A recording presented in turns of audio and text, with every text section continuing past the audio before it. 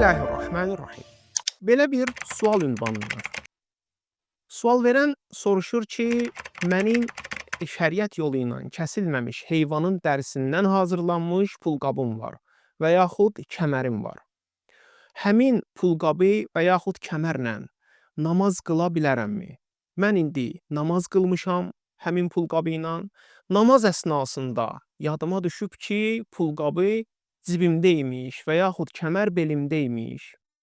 Bir dəfə də namaz bitdikdən sonra, namazı tamamladıqdan sonra diqqət eləmişəm ki, həmin pulqabı cibimdə və yaxud kəmər belimdədir.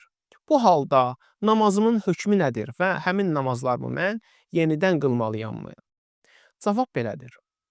Pulqabını daşımaq namazı batil etmir. Yəni, pulqabı məsələsi aydındır. Amma kəmər məsələsi.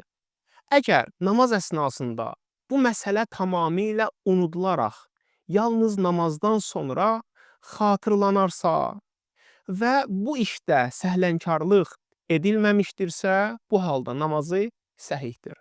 Əks halda ehtiyat vacibi əsasən namaz yenidən qılınmalıdır.